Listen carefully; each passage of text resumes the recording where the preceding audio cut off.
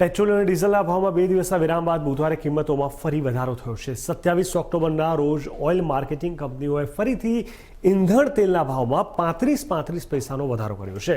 રાજધાની દિલ્હીમાં પેટ્રોલ 35 પૈસાના વધારા સાથે 107.94 રૂપિયા પ્રતિ લીટરના દરે વેચાઈ રહ્યું છે। આ સાથે ડીઝલ પણ 35 પૈસાના વધારાના સાથે પ્રતિ લીટર 96.67 રૂપિયા પ્રતિ લીટરના દરે વેચાઈ રહ્યું છે। જણાવી દઈએ કે આજના વધારા બાદ પેટ્રોલ એટીએફ અથવા જેટ માટે વપરાતા ઈંધણ કરતાં 36.63% महंगू थी गयु है।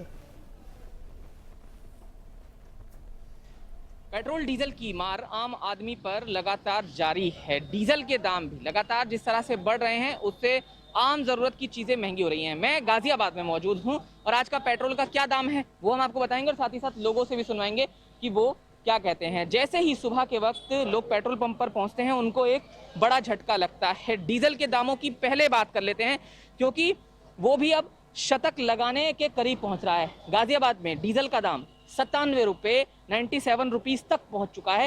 जिस तरह से ये बढ़ रहा है ऐसा लगता है कि जल्द 100 रुपये के करीब पहुंच जाएगा या फिर 100 को पार भी कर सकता है। 104 रुपये पेट्रोल का रेट है। आप अंदाज़ा लगा सकते हैं कि जब एक आम आदमी सुबह पेट्रोल पंप पर पेट्रोल भरवाने के लिए आता है तो उसको महंगाई का एक झटका लगता है। एक युवा हमारे साथ हैं, उनसे बात करने की कोशिश ज़रूर करेंगे। साहब ये बताइए, आप पेट्रोल पंप पर आते हैं जब सुबह और पेट्रोल का दाम बढ़ा हुआ दिखता है, क्या महसूस होता है उस समय? नहीं, महसूस होता है। हम लोग एक मिडिल क्लास फैमिली से बिलोंग करते हैं और जैसे हम देखते हैं कि हमारे जो एक्सपेंसेस हैं वो डे बाय डे बढ़ते जा रहे हैं जस्ट बिकॉज ऑफ ये महंगाई हम लोग इतना देख रहे हैं। जी।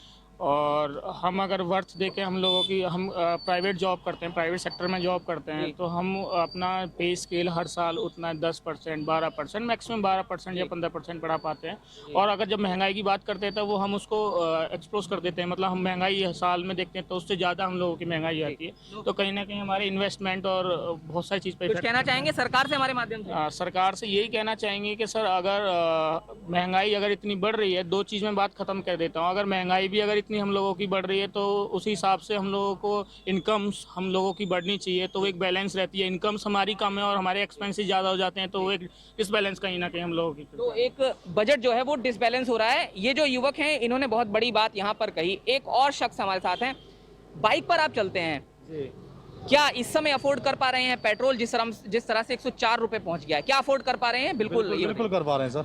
वजह कैसे कर पा रहे हैं? अभी एक युवा से बात हो रही थी, वो कह रहे हैं कि ये जब बढ़ जाता है तो बहुत मुश्किल होती है उस समय। नहीं, हम तो किसान आदमी जी, हमें मुश्किल नहीं हो रही है जी। हमारे धान के रेट अच्छे हो जाएं जी। और हमें कोई दिक्कत नहीं है। 200 रुपये लीटर भी तेल हो जाएगा, बस देश के लिए अच्छा होना चाहिए। हमें कोई दिक्कत नहीं है, हम 200 में डलवाएंगे। तो ये एक और आम आदमी की राय है जो आपने सुनी।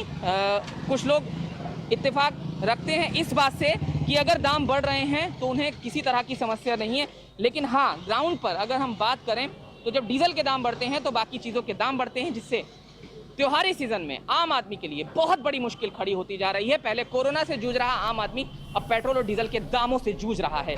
गाजियाबाद से जतिन गोस्वामी, इंडिया न्यूज़।